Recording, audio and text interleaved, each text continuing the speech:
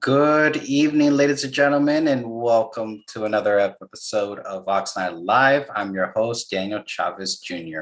Tonight is actually a pretty exciting show, as our guest tonight is going to be, well, not going to be, she is a parent, a teacher, a school board trustee, and that is going to digest as what has COVID-19 meant the past year, especially since our county has moved into the yellow tier. And when June 15th coming along as reopening in California, what does that mean for the next school year? As you may recall, we had the Oxnard School District Superintendent, Dr. Aguilera Fort, join us and talk about potentially what the school year would be like. But now it's time to listen to what the side from our parents and how they experienced COVID-19 with their students, what they saw, and how that affected the whole family as a whole. So I'm very excited to announce our guest tonight, teacher, mother, and trustee, Karen Sher. Karen, welcome. Thank you for joining me this evening.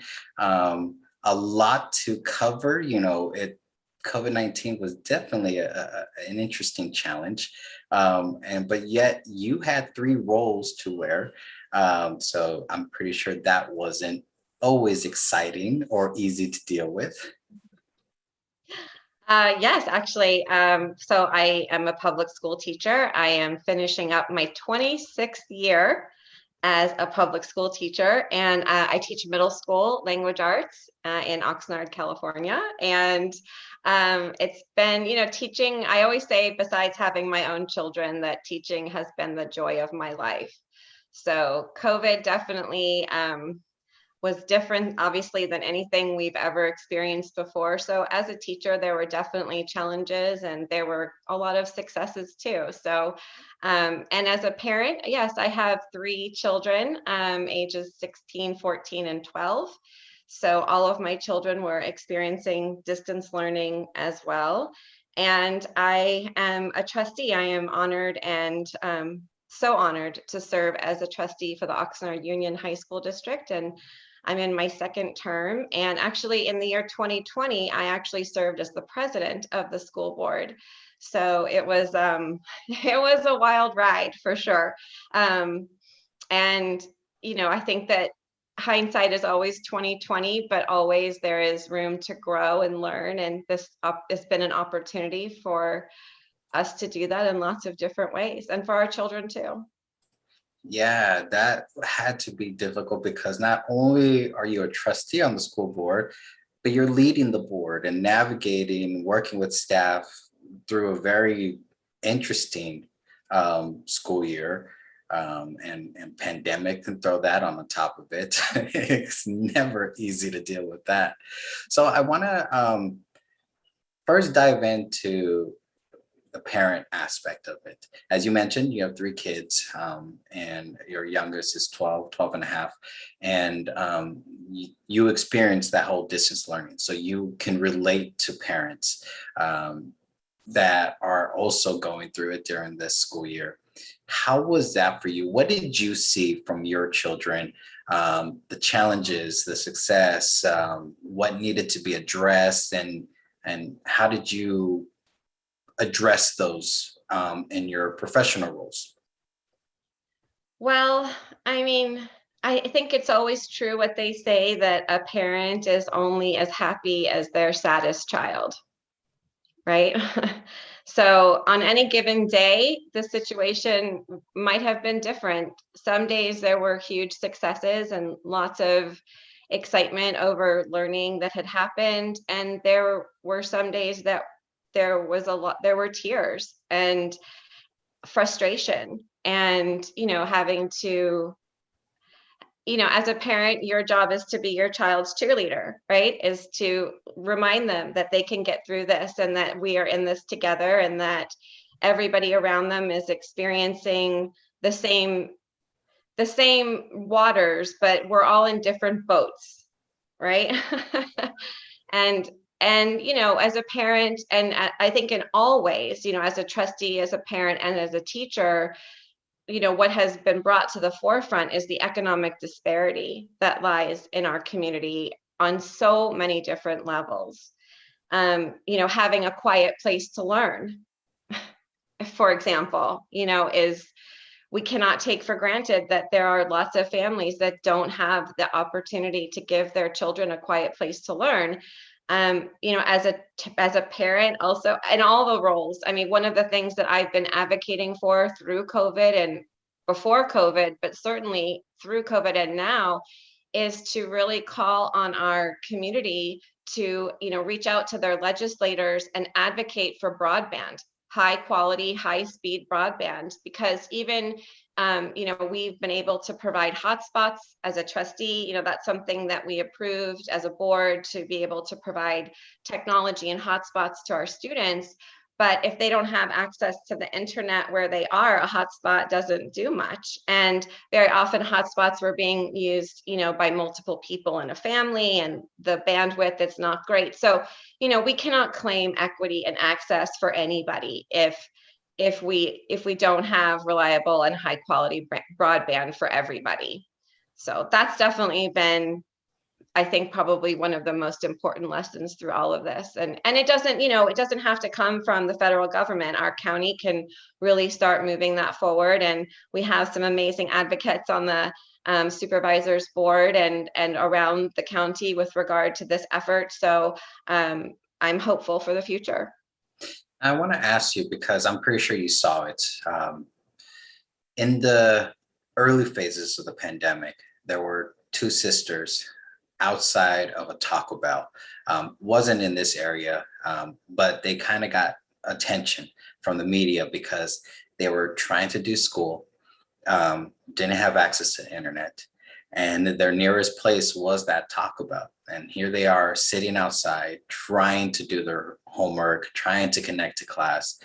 As a parent, as in your professional life, how did that make you feel, seeing those images, seeing that videos, hearing those stories of these two little girls, and knowing that it wasn't only them, but it affected multiple families? It's heartbreaking. And really early on in the pandemic, last year, when campuses first closed their doors, what became the most important, what rose to the top were two things.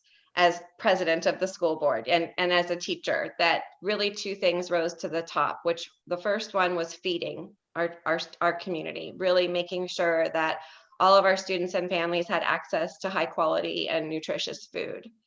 And the second was technology.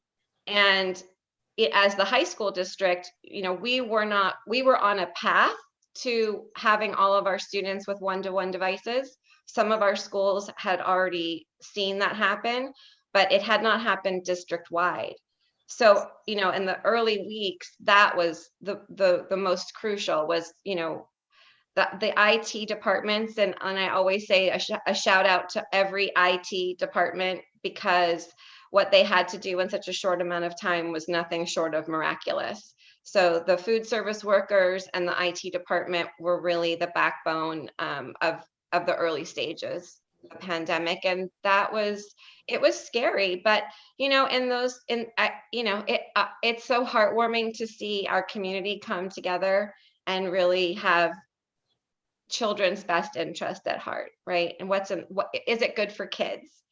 And we have a superintendent of public instruction, Tony Thurmond, who has been doing some incredible work, because what has come after the food and technology has really been, the mental health supports and services that we provide, but what we need to be looking toward, and really helping our students to overcome a very traumatic time in their lives. I mean, as adults, we can rationalize things and we have control over our surroundings. And very often, especially children who, for example, live in, multi-generational households, there's a lot of concern because there's not as much control over their environments. And so, there will be, and there is in a way, post-traumatic stress. Those girls that you mentioned sitting in front of Taco Bell, they were not alone.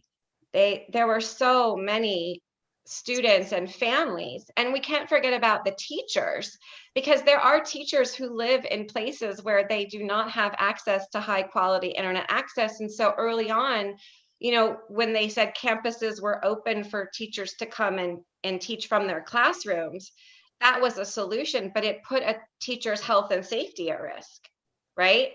When it didn't have to be that way. So there are so many lessons learned, but for sure, the economic disparities in our community they just run over healthcare and, access to employment, internet access. How do you get a job, or how do you look for, health insurance without access to the internet? So really that's so crucial. And, I appreciate you bringing that up, that it wasn't just our families, but our educators also dealing with not having adequate internet service in their areas wherever they lived at. And that's why I believe it's so important that we have the right elected officials in place to bring these issues up. And it's sad that the conversation finally started to get moving because of a pandemic. There has always been chatter of, getting the city up to speed, or counties or states, whatever it may be. But it took a pandemic for it to happen. And that's very unfortunate, because I'm sure you can relate. No action tends to happen unless something bad occurs. And I feel like we need to be more proactive rather than reactive. So hopefully we see good things coming on in broadband and, internet service that's actually reliable for all families, because technology did play a big role during this pandemic, and it continues to play a big role as we are right now on Zoom. I want to mention we had Dr. McCoy, superintendent of the Oxnard Union High School District, join us a few months ago, and he was talking about everything that was going on and how the district was actually already on the path of updating its system for the internet. They already were taking those steps prior to the pandemic. Can you touch a little bit about that? Like, what motivated the board to work with the district staff to say, we need to have this upgrade, not knowing that a pandemic was going to occur, but what was the thought process behind that? Well, I mean, I can tell you from my teacher hat perspective, I respond to this question with a question, which is, when was the last time that you went to an encyclopedia to look for information? A Right? long time ago. A long time ago. And so, and with regard to Common Core and the standards and, the responsibilities of teachers to impart knowledge, because that's what we do. And, technology is built into all of those. It's written into all of the standards. So there wasn't really a choice. We have to provide technology to students in order for them to have access to educational opportunities. In the elementary district where I'm a teacher, we actually were so fortunate to go to one-to-one devices several years ago. And I happened to, at that time I was working at Frank Intermediate, and we were one of the very first schools in our district actually to move to one-to-one iPads. And it was life-changing, 100%. And there were definitely bumps in the road. We had to figure things out. Being the first is great because you get to do everything. And being the first is hard because, especially with technology, there are going to be bumps in the road. So I had the great fortune of being able to teach with technology in my classroom every single day, and I saw the difference that it made. So as a trustee, when I came onto the board, at the time, only Rancho Campana was one-to-one with technology. It was part of their plan as a school. And what I kept saying was, you're going to have children, students coming to you in just a couple years who use technology every day in their classrooms, and we're not prepared. We're not ready to serve them. They're going to come to high school and have encyclopedias. right? Do you see what I'm saying? And so as a teacher, that's one of the reasons. I mean, there are so many reasons, but that's just a perfect example of why there needs to be a public school educator on every single school board. It cannot just be me. And there are many, over 500 public school educators ran for office in 2018 or 2020. I can't remember. It might have been 2020, what that number is from.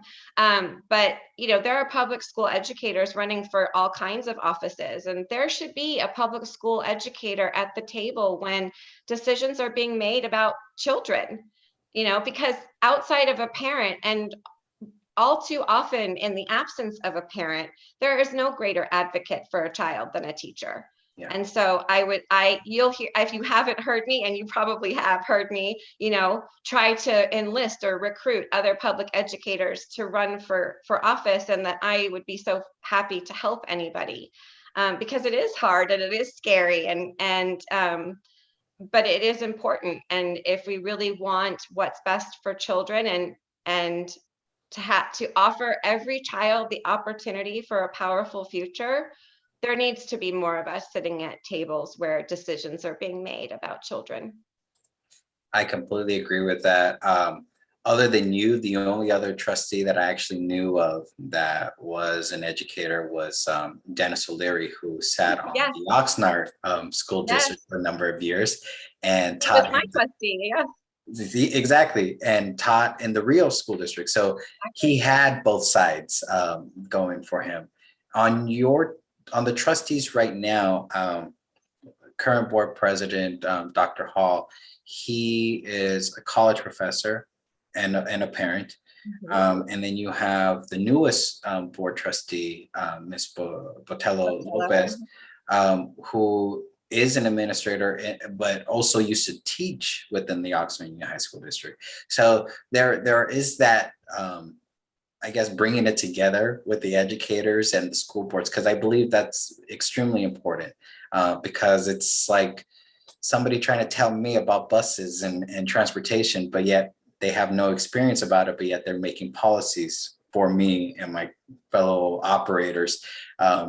It just doesn't work. You need those advocates in those positions that can actually make change. So I completely agree with you in that aspect, that there need to be more educators stepping up. And I hope that there are more that get elected, not only in this state, but throughout the entire nation. Because as we're seeing, there are some school districts that are kind of going backwards when it comes to addressing our students' needs and concerns. And I don't know if it's the whole medieval mindset, but we need to progress and evolve. So hopefully more educators step up and take on those positions. It's not easy to run for public office, as you know, as being in your second term, but I'm pretty sure it's rewarding being in that role as a trustee and being able to represent all your students, right? Well, yes. I mean, one of the things that I never really thought about before I ran, but has been just one of the silver linings of all of this, is that every year I get to attend graduation ceremonies as a trustee. And every ceremony, every single one, I see a former student. I see some student that I have known along the way, and I get to continue to watch them learn and grow, and to see where they go in their post-secondary options, what's happening. And it's incredible. It's life-changing. And people wonder, how do you have time to do all those things that you just listed off? And the answer is really simple, is that people make time for the things that they love. And public education, I believe, is the underpinning of our democracy. And I am one person who has been given an opportunity to defend public education, to stand up for students, to put my voice in where I think that, that things can be best served in certain ways for children. That's what I think about. Yeah, that's awesome. So I want to ask, because obviously you got into teaching, you're a parent, but what motivated you to say, you know what, I want to be a trustee? You just mentioned 26 years as a Mhm. public educator, and you're in your second term as a There, trustee. you look. um, what motivates you to say, you know what, I want to take that next step? And for our viewers, if you're not aware, and this applies to any elected official, you can't actually be an elected official for the place that you work for. Correct. So Karen, she works for the Oxnard Elementary School District, and she Correct. can't be a trustee for them. So she's a trustee for the high school. It's just like our city council members, they can't work for the city and be elected officials. So what motivated you to say, I want to be a school board trustee? That's such a good question. I love that question. And it's really, so there's this notion about, tapping others, right? Tapping other people on the shoulder so that when you meet someone or someone that you think would be really great in whatever position, to tell them that, to say, hey, I think you'd be really great at fill in the blank. And that's what happened to me. I know a lot of teachers, and that's really where this stemmed from, was my friendly, conversations with other teachers, and some of whom happened to work for the Oxnard Union High School District. I mean, our children went to preschool together. I see them at social functions. We don't belong to the same union. I'm not affiliated with the same union as the Oxnard Union High School District. So I'm part of CTA, and the high school district is part of CFT. So there's no overlap or in our union hood, but we would talk shop, we would talk about things. And one of the teachers in particular said, you should, I said, why don't you have a teacher on your school board? We have a teacher, meaning Dennis O'Leary, because the teachers really did rely on him for that piece of it. And I wish it were still there. But why don't you have a teacher? And someone said to me, well, why don't you be that teacher? You would be great at that. And I said, oh no. Oh no, I'm a mother. My children were very small at that time, 9, 7, and 5. And I'm a single parent, so and I'm a full-time teacher, and I do other work with regard to professional learning for teachers. So my schedule is pretty busy. And when someone first said to me, you'd be great, I said no, and I said no again, and I said no a third time, and then they came to my door and said, no, we really think that you could do this, and we want to support you, and we want to help you. And so I said yes. And that changed my life, and it really did come in a very organic way, that somebody saw in me something. And I had never run for anything before, nothing, never in school or anything like that. So this was a brand new experience for me. And I felt so fortunate that I had the support of the teachers and the faculty and staff. OFTSE, the Oxnard Federation of Teachers and School Employees, have endorsed me twice. And I feel honored to represent. And I'm not, always on anyone's side, but they know how important being a teacher is to me, and that I am there to support them. Because the number one job of a superintendent, I tell Dr. McCoy, as a teacher and as a trustee, I tell him, your most important job is instructional leadership. Everything else can be delegated. You are the leader of our ship. And so at the same with the principal, their number one job is instructional leadership, and a teacher as well. We all have the same job. And it's been really an honor and a privilege to serve in a different way, but to still support public education, to defend it. Public education is under attack. We can't forget, through COVID and through all of this, that the last Secretary of Education attacked public education. She had no educational background, had no business in that position, had every intention of really just ripping it to shreds, and admittedly so. And it's our job to stand up and say, no, we support every child, every single child. That is our job, is to support every child. And we need all the help we can get. We need more help. We need more money. We don't need less. You know, when she threatened to withhold funding, I think it was Title IX or Title I funding, if schools didn't reopen immediately, I I went bananas. ABC News contacted me. I went on Dr. Phil saying, we cannot open schools yet. It is not safe to do this yet. So it's taken the voice of people who want to protect schools and protect education, so that we can serve every student. It's been a joy and a struggle. I want to ask you, and I apologize because when we previously talked, I didn't mention that I would be asking this, but you brought up a good point in regards to education being attacked. We saw that during the last president administration, and then we kind of see it across the nation from different school boards or different superintendents, always taking very aggressive and unnecessary steps.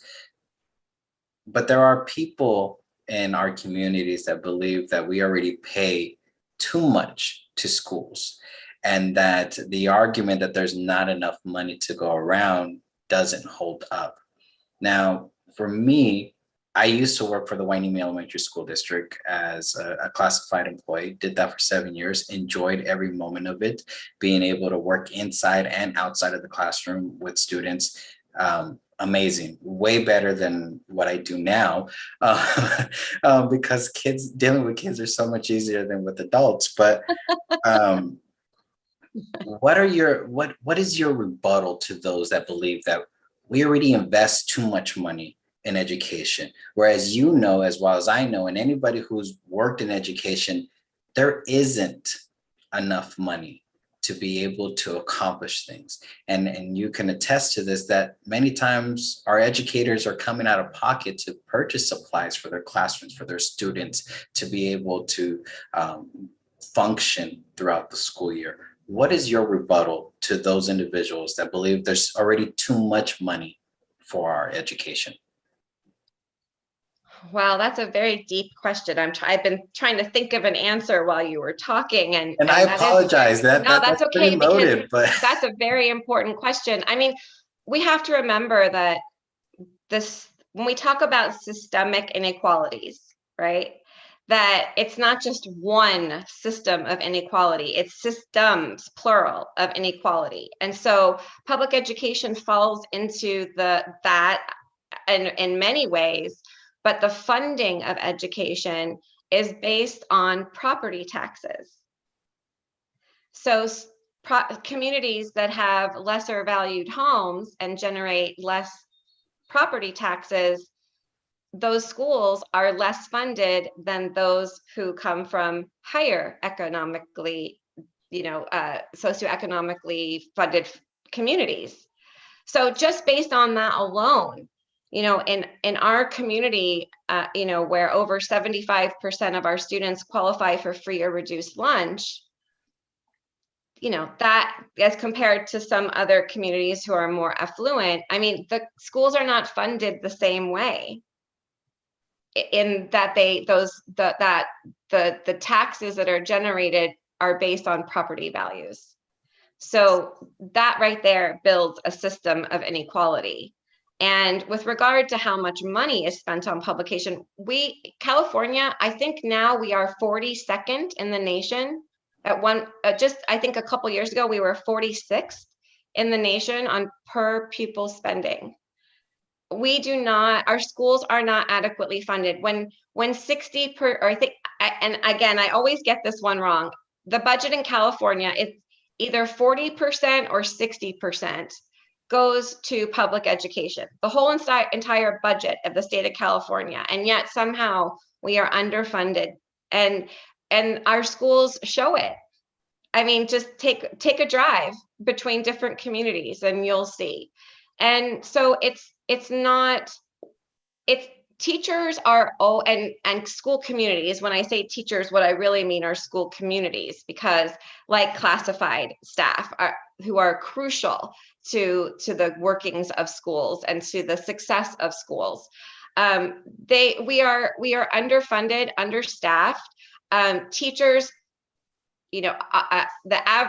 teachers, for the amount of education a teacher has, overall are paid about 16% less than someone who has the same education but works in a different field. And why is that? I would venture to guess that mostly it's because we are women, right? So women are making 79 cents on the dollar. I mean, these are systems of inequalities. And so we don't spend enough in education.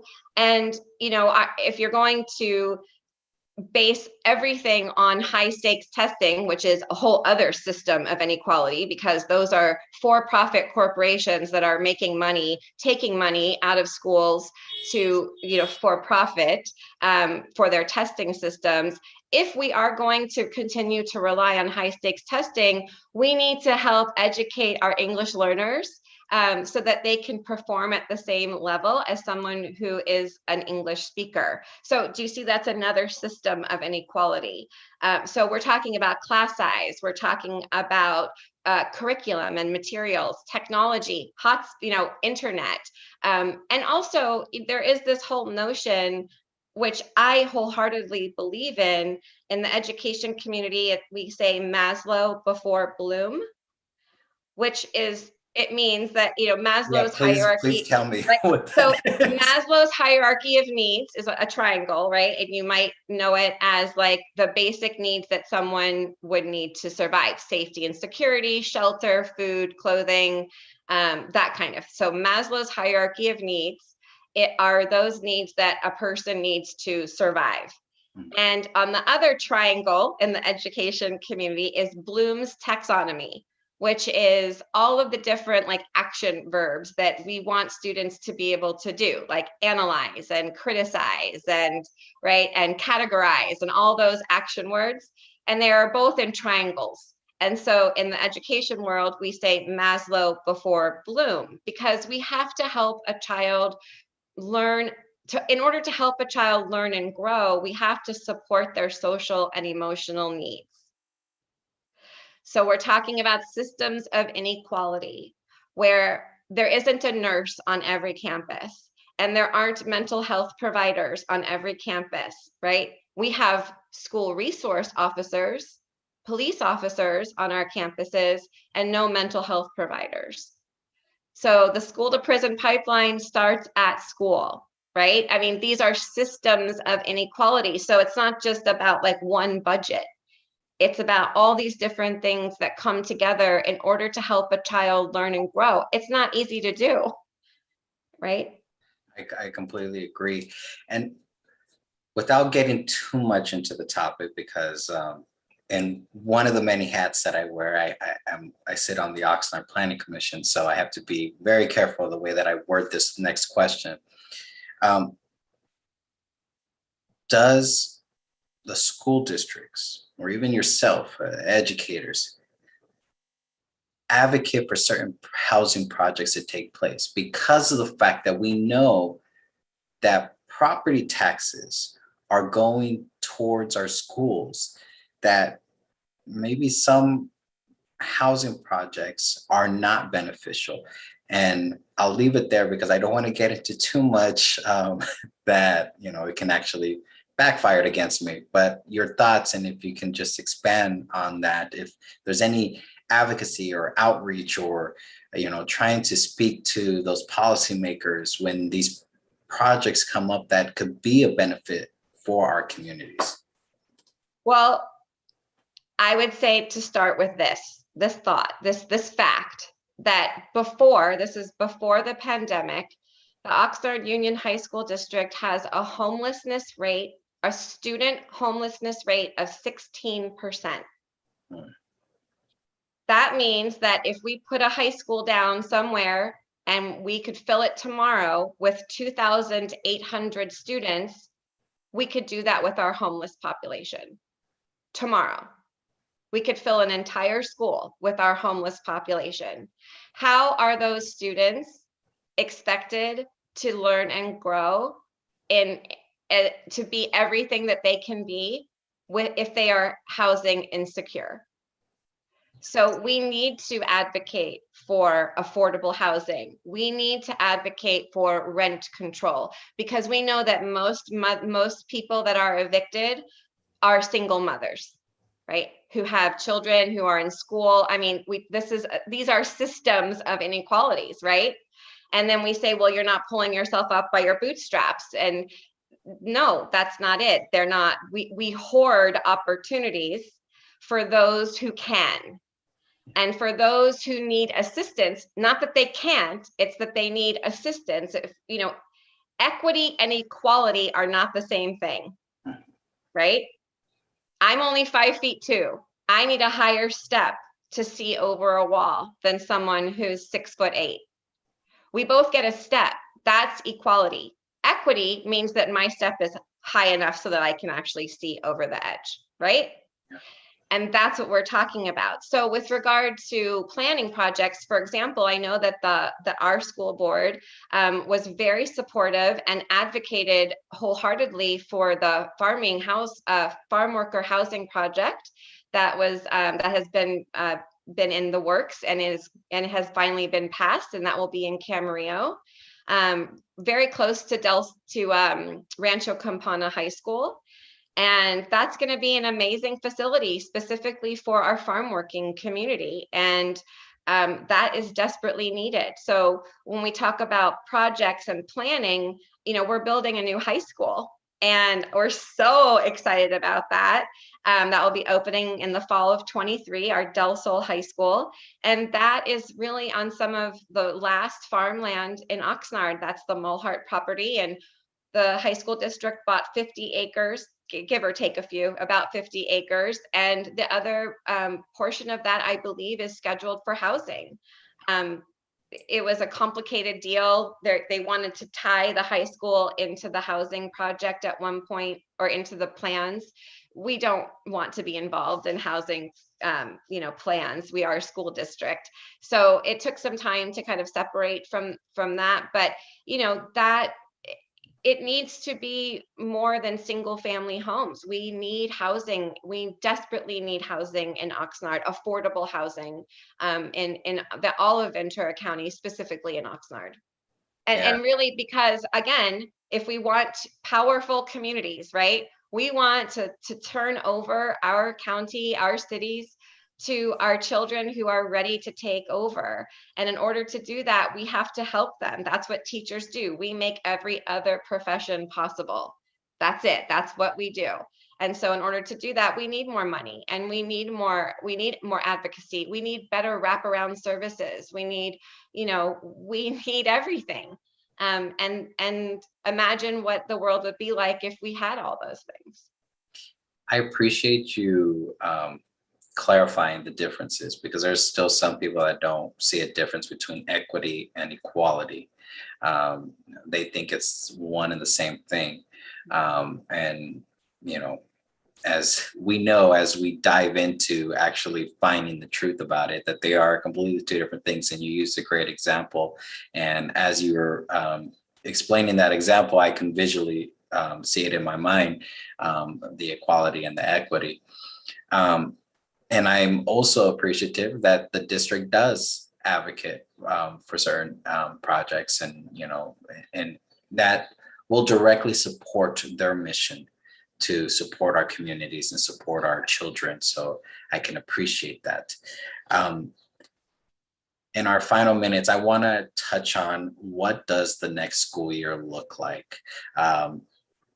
As a trustee, as a teacher, as a parent, what do you foresee the next school year looking like? Because graduations are happening. They're already, school years are coming to an end, June 15th. The state is due to reopen completely, with very limited to no restrictions on certain areas. What do you see as the next school year, the 2021-2022 school year looking like? Joyful. Joyful. at one point, I can't remember who I was being interviewed by, but someone asked me something like this question. And I said, as a teacher, I am grieving for my classroom. Distance learning is so hard. I mean, we've done a great job because that's what teachers do. We meet students where they are every day. That's what we do. There's this idea of learning loss is a manufactured corporate term to sell us more stuff, right? But really, teachers meet students where they are every day. And one of the things that I think has been, again, a silver lining of COVID has been really this idea of executive functioning skills, right? Our students can log on to a Zoom. They might not have been able to do that before, right? Our students can navigate technology. Our students learned different grading platforms, curriculum platforms. I mean, some teachers are using Canvas and some teachers are using Google Classroom. And there's all kinds of open educational resources that we didn't use before. And so I think in terms of executive functioning skills, our students have blossomed. And that will make next year even more fun, right? Because we can incorporate a lot of the techniques and strategies, perhaps, that we have learned during distance learning to move our classrooms in a different and better direction. So I think that that's really exciting. In terms of what the school year looks like, Dr. McCoy at the last board meeting did announce that the high school district will be fully reopening in the fall. We still have Condor High School is our online high school that is offered at every campus. Every comprehensive campus has a Condor hub. So if students still prefer to work in a distance learning mode, that is there for them. But generally speaking, we are going 5 days a week, back full time. And I think, I can only speak for myself, but I think it's safe to say that teachers are really jumping for joy because we belong in our classrooms. That's where the magic happens, right? And so that's why we go there every day. And for myself, I'm thrilled to be able to be back full time and with my students in person and to watch them learn and grow. And for my children, I'm so excited for them to have, again, the opportunity to be in person and to be with their teachers and their peers. We know, especially, all children, but I'm speaking as a middle school teacher, that friends and peers for middle school students are crucial, and they are for everybody, don't get me wrong, but middle school, I think we all know, is very special. It's a very special time, and your peers and your friends are critical. And one of the things that we talk about a lot as a trustee is this notion of after school activities, and how, this again is, we talk about inequalities or inequities. If a child is involved in one after school activity, that, something that keeps them on campus, it could be chess club, it could be sports, it could be art, whatever. If a child is involved in one after school activity, their dropout rate decreases by 40%. If a child is involved in 2 or more after school activities, their dropout rate is virtually 0. Right? I mean, that's a huge thing to think about when we're talking about reopening and supporting students' social and emotional health. So to all the parents out there, or anyone who knows a child, encourage them, especially next year, to get involved in a club or an activity on campus, something besides their academics that will help support their learning and their growth. Because I think next year, everyone's going to need a little extra support. So teachers too, right? To take care of our mental health and take care of our families. And, there's been no contractual hours during distance learning.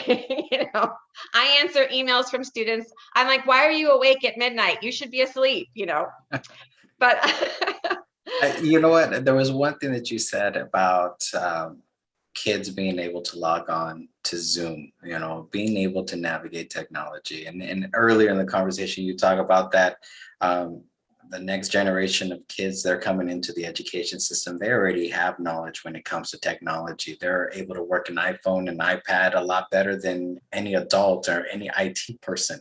And I can only think of my daughter right now. She's a TK. She's 5 years old. When I She knows say, everything. I tell her, like, Pauline, it's class time, baby. And she runs, grabs her tablet, logs in, she's waiting, and, she's know how to mute herself, turn off her video, unmute, doing all these things. And I'm like, wow. And I still am trying to learn everything about Zoom. So it is definitely a benefit for, it's kind of one of those like bittersweet moments. The pandemic brought new technology opportunities, new information into our schools, into our communities. But then it also gave us that sense of, I know for me a little bit, and this is a little personal, but that sense of loneliness by not having that social interaction, especially I can speak for myself that I was attending events throughout the city, the county, and being able to have that social interaction with people. And I'm an adult. So I can only think about the effects that it had on our children, that they weren't able to be with their classmates or weren't able to interact with other adults in the school system during this whole entire time, and that it must have been extremely difficult for them. So I agree that we do need to be able to monitor and support our students as we return back to in-person instruction for the next school year, and our teachers as well. Because I don't know, I heard there was a lot of teachers that retired after the first phase of distance learning, just because it was just too much. So we definitely have to support our education staff and our classified employees as they transition back. So I appreciate it very, very much that you joined us tonight. Is there any final words, final comments that you want to share? Well, first, I want to thank you for having me and for all the work that you do, that you do to support public education, because I know you've had so many guests on who fall into that category. So first, I want to say thank you.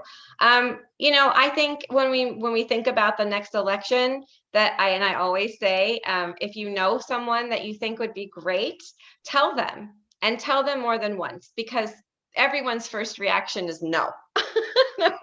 Everybody, so tell them more than once.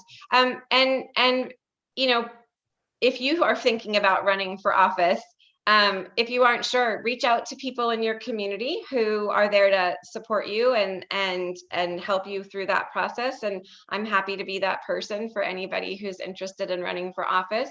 But also that when you go, make sure you're registered to vote, obviously, and that when you go to the polls, that you really are thinking about electing leaders who support public education, no matter what seat they sit in, right? So everything, top to bottom, sideways and not, that really we need to elect leaders who support public education, who advocate for public education, who advocate for inclusiveness and equality and diversity, and embracing those things will make us stronger. In honor of Pride Month, I'm wearing my shirt, but I think that's a nice way to end, that it is our diversity that makes us stronger. We have an incredible community full of leaders who really care. And I'm very hopeful for next year, yay for science, yay for vaccines. I'm excited for next year and for the future. Awesome. And that was a great way to end it. As you mentioned, it is Pride Month. So learn, people, what exactly Pride Month is and inclusion. Ladies and gentlemen, Karen Sher, who is a mother, a educator, a school board trustee, an advocate for students, for education, for the community, and just overall a very, very busy person. Ladies and gentlemen, please be sure to join us next week as we have Manuel Herrera join us. It's time to find out who exactly Manuel Herrera is, and there is a little secret that I know that you'll be able to find out next week, Thursday, right here on Oxnard Live, all live and 100% real. Thank you, everyone.